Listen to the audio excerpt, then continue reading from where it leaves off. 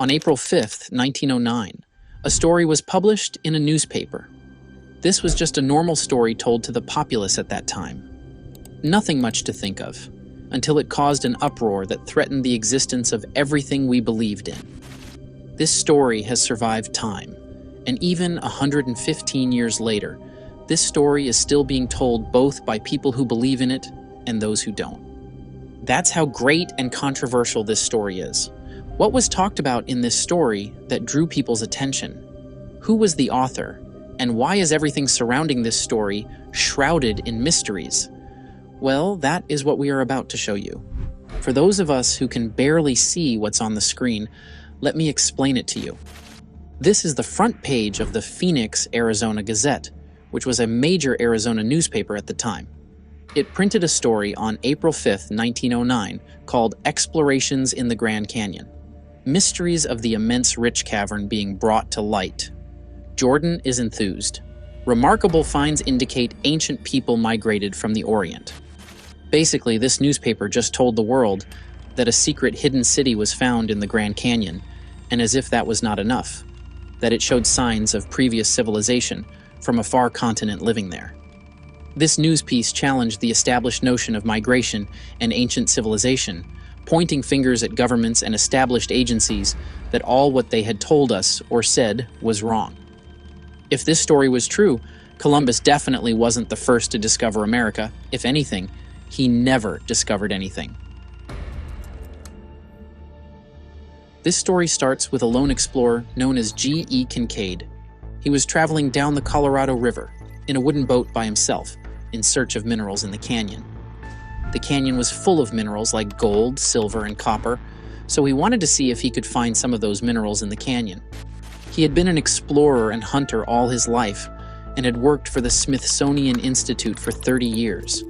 Now, for some of us who don't know, especially those who are not from America, the Smithsonian Institute is the world's largest museum, education and research complex, with 21 museums and the National Zoo. Kind of like a big library for everything that has ever occurred on Earth, especially in the United States of America. They've been in existence since 1846.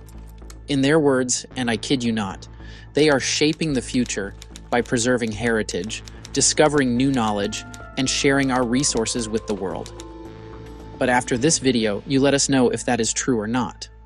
Now, the Smithsonian was the agency Mr. Kincaid worked for, and was exploring things on their behalf. A little over 40 miles up the river from the El Tovar Crystal Canyon, Kincaid saw stains in a sediment formation about 2,000 feet up. This got his attention, and he decided to check it out. Kincaid couldn't find a trail, but after a short walk, he came across something very interesting. Covered in desert brush were footsteps, hundreds of them carved in sandstone. The steps led him to a cave that was clearly man-made, sparking his interest.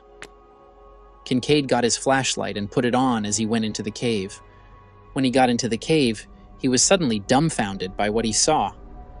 Kincaid found writing on the walls, but it wasn't English or Native American. It was hieroglyphics from ancient Egypt. How was that possible? Egypt was miles away from the canyon. It was literally impossible for them to have a presence in the canyon. Luckily for us, he wrote down a very detailed description of everything he saw. The main passageway is about 12 feet wide, narrowing to 9 feet toward the farther end. About 57 feet from the entrance, the first side passages branch off to the right and left, along which on both sides are a number of rooms about the size of ordinary living rooms of today. Though some are 30 by 40 feet square, these are entered by oval-shaped doors and are ventilated by round air spaces through the walls into the passages. The walls are about 3 feet 6 inches in thickness. The passages are chiseled or hewn as straight as could be laid out by an engineer. The ceilings of many of the rooms converge to a center. The side passages near the entrance run at a sharp angle from the main hall, but toward the rear, they gradually reach a right angle in direction. After a short while, it finally hit G.E. Kincaid that he wasn't just in a cave, but in a huge, man-made complex settlement carved out of the rock. In such he thought that up to 50,000 people might have lived there. There were granaries with shelves of painted pottery in some rooms. Many of the pots still had seeds in them. He found cooking areas and a large dining hall. People lived here. There were many ancient artifacts all over the rooms. In another large room, he described an area for metalwork, a technology that should not have existed in this area. In this place, he found tools of all descriptions made from copper. These people knew the lost art of hardening metal, a technique that chemists have been looking for hundreds of years without success. For several hours, Kincaid explored the sophisticated underground complex. He still didn't know when, how, or why it was built, or who the builders were. Then he found a crypt, which was in another big room. Inside were dozens of mummies on every shelf and row in the crypt, a practice that is synonymous with the Egyptians. It was at this point he realized that if he was going to explore this entire underground city, he was going to need some help. G.E. Kincaid sent a few artifacts to the Smithsonian Institute, along with his notes of what he had found. He asked for help with money and logistics for what he thought was likely the most important archaeological discovery ever made. The Smithsonian agreed. A few weeks later, Professor S.A. Jordan arrived with about 40 scientists, researchers, and workers to dig up and fully explore the ancient underground city. With more lights and people, the experts could clearly see that the layout of the cave system wasn't random, but planned and symmetrical. All of the tunnels went to a central chamber or room in the middle, and in this chamber was a big statue that Kincaid thought looked like Buddha, a religion practiced in Asia. Over 100 feet from the entrance is the cross hall, several hundred feet long, where the idol or image of the people's god was found sitting cross-legged with a lotus flower or lily in each hand. The cast of this face is oriental, and in this cavern, the idol almost resembles Buddha, though we are not certain as to what religious worship it represented. Taking into consideration everything found thus far, we think it possible that this worship most resembled the ancient people of Tibet. Because of this discovery, Kincaid and everyone there started calling the place the Citadel. Now we have two cultures in one place, plus counting the natives, making it 3 or 4. How was that possible?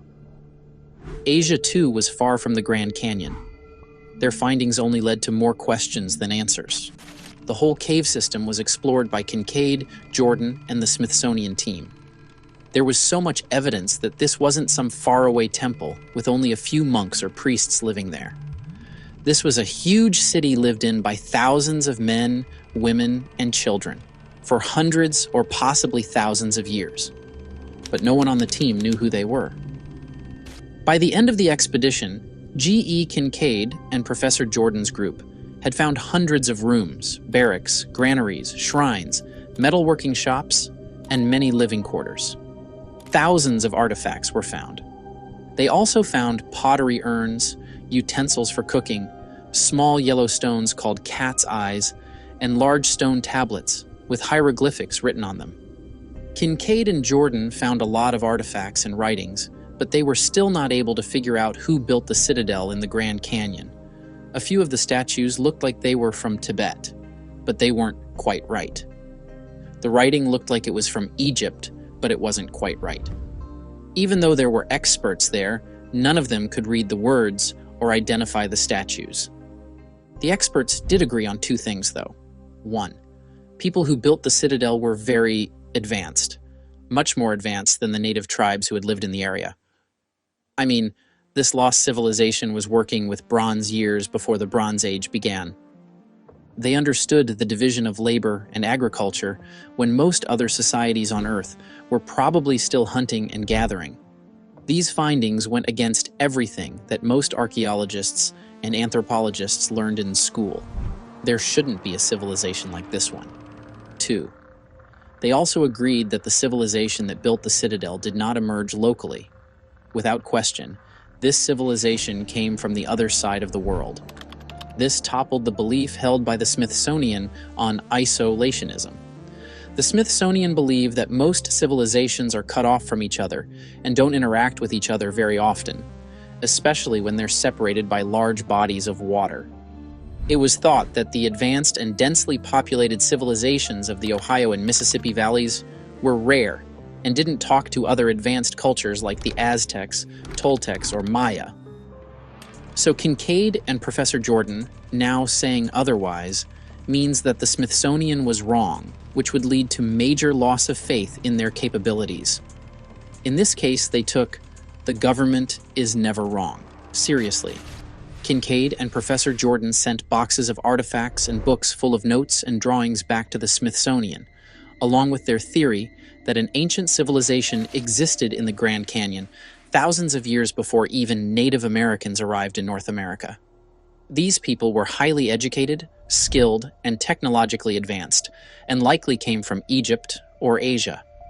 Kincaid wanted more tools and a bigger group of people to help them study the citadel and look for more clues about this lost civilization in the Grand Canyon. Surprisingly, their request was turned down, and G.E. Kincaid and Professor S.A. Jordan were never seen or heard from again. Now, anytime you mention the lost civilization of the Grand Canyon, you get branded as a nut job with nothing better to do, and if you ask the Smithsonian about it, they outrightly deny it.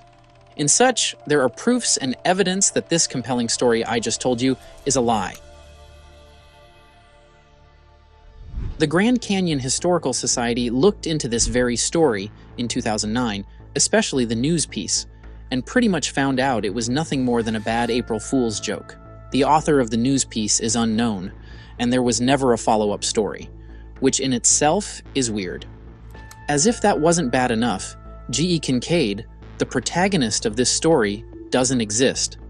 There are no traces of anyone by that name ever existing. It was just a good Wattpad story. In such, here's a video of the Smithsonian saying that. Smithsonian Public Relations, Marion speaking. Hold on. Hello? Hello? I'm here. Sorry, I was on hold a long time. How can I help you? They transferred me to Marion. Yes, this is Marion. Okay, great. My name is AJ, and I'm with the Y-Files. We're a YouTube channel that covers mysteries. Did you say you're from YouTube? The Y-Files is a channel on YouTube, yes. Okay. Okay, I wanted to talk to you about an article that was in the Phoenix, Arizona Gazette in 1909, and they sent me to you. I was hoping to ask you a couple of questions about that. Okay, let me stop you. No Egyptian artifacts of any kind have ever been found in North or South America. Sounds like you've given that speech before. Yes, I get this call a couple of times a year. I can tell you that the Smithsonian has never been involved in anything like this in the Grand Canyon or anywhere. So, G.E. Kincaid...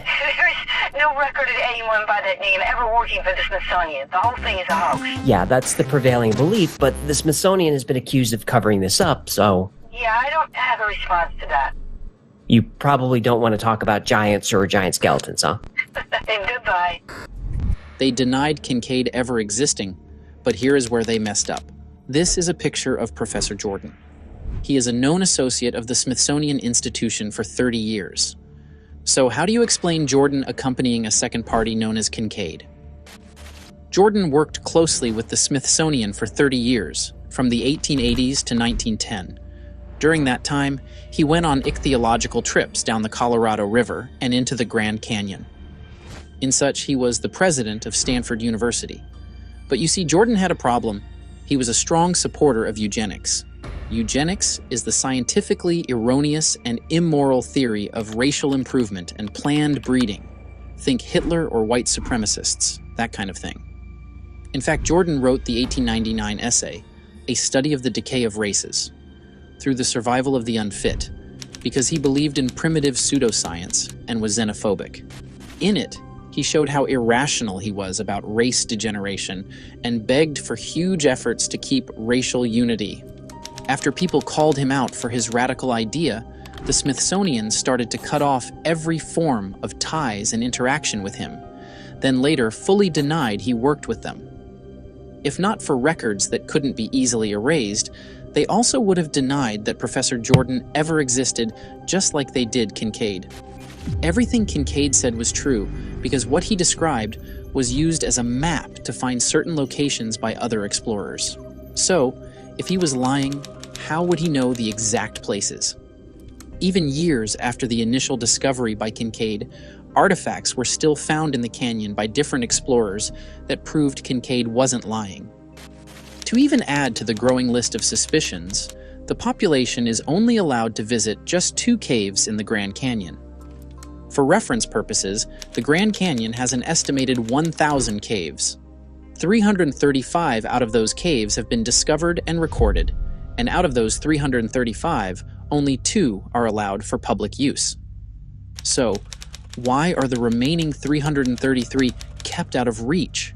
If you ask the Smithsonian, they tell you things like, tourists could destroy valuable artifacts without realizing the damage they caused, or it's not safe and they don't want you to be hurt. Now, it's true, some places are closed to the public for the right reasons, like the Hopi Fire Tower and Access Road, which is closed for safety and preservation purposes, the Maricopa Point Endangered Plant Area, which is a small area on the south rim that contains a rare plant species called Century Milk Vetch.